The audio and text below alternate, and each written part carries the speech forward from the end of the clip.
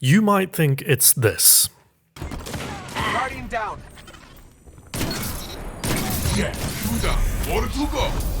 Or maybe this. Here we go now, check it out.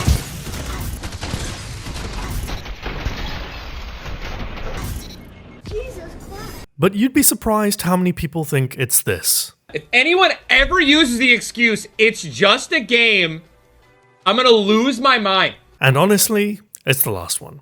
Thank you so much for watching. My name is Ascendant Nomad. In Destiny 2, it cannot be disputed that the absolute skill ceiling is lower than most games with a competitive slant to them. Past a certain level of mechanical skill, the main variations you see amongst the top level players comes down to playstyle, build crafting, and mentality towards the game. But even with this lower ceiling, there are established tiers of skill in my eyes. There's a very real difference in the caliber of player between someone who's hit legend rank and competitive and someone who's a regular visitor of the lighthouse. Some are able to keep their heads in a 1v3 and pull off the win. Some know exactly what the enemy is going to do before they do it. And then there's the select few who influence games and force the enemy to do what they want them to do. But these are outliers, extreme examples. Every great player of this game has one skill in common, and it becomes very apparent when they play with someone not at their level. That skill is movement. Let's talk about it.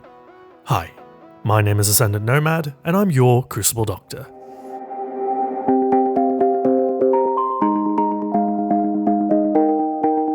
This video is the story of how I discovered the single biggest skill gap between the good players and the great ones the hard way. I hope that my storytelling skills hold up. In the last 2 weekends, I've had the pleasure of running with 2 YouTubers in Trials of Osiris. The first is Pattycakes, whose Destiny videos on self-improvement with a general FPS perspective have been really refreshing to me as a forever student of improvement. In particular, his video on improving your aim on PC has convinced me to put some time into making sure my mouse mechanics are solid. The second YouTuber is CammyCakes. I don't think he needs an introduction. And yes, before you ask, they're definitely related because they're both men with beards and with the word cakes in their name. Holy Christ, the internet is stupid. Week 4 of Trials of Osiris was set on Cauldron. CammyCakes messaged myself and Patty out of the blue and invited us on a car together. Neither of us was going to pass up on the opportunity to play with an all-time great of the franchise, so we figured out a time and made it work. We loaded into our first games, and we were off to the races. And let me tell you this, I was hopelessly lost with them. I was late to fights, late to react, late to revives, and late to push. I always felt one step behind. In the context of normal playlist elimination, I think my processing speed was adequate. But this is Trials. Give your opponents an inch, and they'll take a mile. Whilst some of this had to do with my unfamiliarity with Warlock as well as being a new team, the reality is that no matter what, you should always move and play with your team. I noticed that unless there was a direct call to hold or shut down an angle, the two of them were always moving. They always made sure to have an eye on the flanks and be ready to make a snap decision to push someone, together. There was never a call made where one person engaged the opponent solo. Despite this, I was almost always 1 second behind. My reaction speed to their callouts was slow, and my movement was lackluster. The few times where it was well timed, I almost always chose to take up compromising positions. We did not go flawless together that weekend, and whilst Cami was quick to emphasize that we live and die as a team, I knew that it was my own failure to keep up and be ready quickly that ultimately cost us. I had to think about what happened. Cami and Patty both played at a pace that I'd not seen since I was a scrim player. Months of conditioning in competitive survival and general sixes had made my approach to Crucible slow, measured, and loose. There was still a level of caution with these two, but it was more pointed and direct. It was played with intention, as Patty would say. My game lacked intention, and with a lack of intention comes a lack of movement. Despite everything, Cami said at the end of the run that he'd like to do it again with the two of us. We may not have gone the distance, but we did a lot right.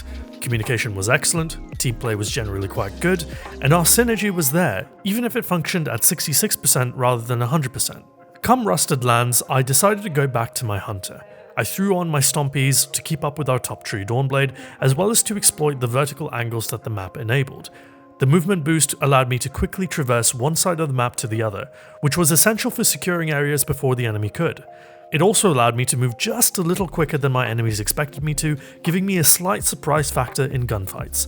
The difference between this card and last week on Cauldron was absolutely night and day.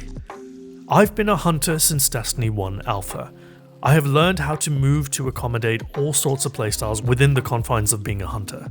I can be an ape, I can be an anchor, and I can be the runner and the lubricator to shift teams around and unsettle them from the positions they camp in. Whatever my goals are with playing hunter, I don't have to think about the how, I just worry about the when and the where. As a result, I could collapse easily on Cami and Patty's picks. I could be on site instantly for cleanups and pressure. I knew where to stand and where to place myself in the event that we needed a quick push or an immediate rotation. I knew how to rotate around the map and make the most of my added speed. I didn't get caught with my pants down as easily because I knew how to move. With Cami directing us, every play was made with intent. We moved quickly and didn't mess around. We were operating on a much higher level of synergy than before, which allowed us to adapt to new situations quickly, and as a result, we went flawless without much issue. We barely scraped the surface of our potential together, but that was only possible because we all contributed with our best foot forward. When you compete at the highest levels of any game, you need security in your knowledge of the constants of the game so you can focus on the variables. These constants include your weapons, your class, the map, and any time-based objectives like heavy spawn, the duration of a capture zone, etc, etc. The variables are everything to do with the enemy team, and their strategies and their effects on the game. If you're at odds with any of the fundamentals, you will not be able to direct your full attention to the variables. Movement is one such variable. My issue in our Cauldron game stemmed from running a Warlock. I could see the game unfolding before me. I could map out a model of what was going to happen next in my mind, and most of the time, I got it right. The problem was I couldn't convert the foresight into action because of my own insecurity with Warlock mechanics. Cauldron is a map of first positions. It's not one where speed is of the essence. It's one where you're in a position to either protect yourself or aid others very quickly. It was a real test for me, one that I failed. That lack of mental clarity and conversion to action is directly observable in real time. You can see and feel yourself not doing what you want to be doing. That frustration really adds up over a short period of time. When you're not quite there, you're not helping your team. And more importantly, you're not reaping the benefits that come with good movement. So, why movement? Why is that the definitive skill gap between good and great players? Well, movement is the key fundamental that unlocks a whole plethora of possibilities in everyday Crucible, because it's the primary method of obtaining information. Information is power, and confidence in your information is the biggest X factor in your decision making. By moving around the map frequently and with purpose, you're giving you and your teammates more information to gain an advantage in the following ways. Number 1, team play. Good teams dovetail around each other when attacking a target, and move to cover each other's sightlines. This is not an active thing. You're not going to have many teams actively doing Pythagorean calculations mid-jump to ensure that they're covering their teammates' angles. This is more of a secondary benefit that comes from being in close proximity with them, and therefore, at maximum, a second away from helping them out. Number 2, communication. It may sound weird to suggest movement enables communication, but it's true. As you move around the map, you have different radar pings. You might hear different audio cues, like a jump or someone shooting in a particular direction. You may get a line of sight that reveals their setup and approach vector towards an area. This is all useful information to relay to your team. Number 3, unpredictability. The more you move, the more you throw off the enemy. That simple. Now, if you find yourself up against the same opponent multiple times and exhibit the same behaviors, they're going to learn to read you really, really quickly. But if you change your approach so that no two gunfights are the same, it does two things. Number 1, it keeps the opponents guessing, and number 2, it helps you get comfortable outside of your own comfort zone, allowing you to practice different approaches and, eventually, feel confident in all sorts of positions. Number 4, control. Fast players are scary because of their directness and confidence with movement. You can intimidate a lot of people just by dictating the terms of the engagement with how you move. You force them to have a primary battle. You force them to take their shotgun out. You may not win all the time, but you will make them take a fight that they're not ready to have. But you are. You picked this fight. That gives you the advantage. Over time, you'll learn which fights you like to pick the most, simply because you actually cared enough to move to the right positions to have different ones. Now, remember all of that. Team play, communication, unpredictability, control. Now think of your pandas, your Lil Sonics, your Luminosities, your Triple Rex, Drewskis, Nefarus, Pattycakes, and CammyCakes. They do all of this at the same time, and that's why it's the one difference between good players and great ones. If you're someone that's not used to good movement, you'll probably find those who do have it to be impossibly dangerous.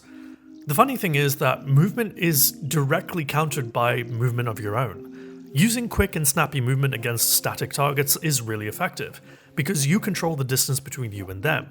You pick the engagements, the lanes, and the timing. But if the targets move just as quickly and with purpose, that advantage is cancelled out. It becomes more like a dance than anything else between two teams of players. Good movement is universal, and even just thinking about it consciously will help you in all game modes. As an exercise, when you next step into the Crucible, I want you to think about the 2-second rule. The 2-second rule is this: if no targets present themselves in my current field of view, I move away from the current position and take up a new one. Over time, you will know which spots you should be taking up to maximize your self-imposed window of opportunity. In all likelihood, you probably already do. The 2-second rule is merely a starting point that you can adjust later for different game modes. In comp, for me, it's a 1-second rule. In Trials, it's half a second. There's a lot more to it, but that's the basic gist. Move away from your current position if you don't acquire a target within 2 seconds. I'd be happy to make a video on this if there's enough interest, so let me know down in the comments below if that's something you'd like to see. But for now, that's it for this video. Thank you so much for watching. A huge shout out to CammyCakes and Pattycakes for the games that made this video possible. Links to their perspective on our Flawless Run videos in the description below. And if you liked this video, you know what to do. I'm Ascendant Nomad, and I'm your Crucible Doctor. See you in the next one. Cheers. Okay. About to peek it. Up top, up top. Top. On the left. Yep. Top weak. Yard. I made it into A-hole.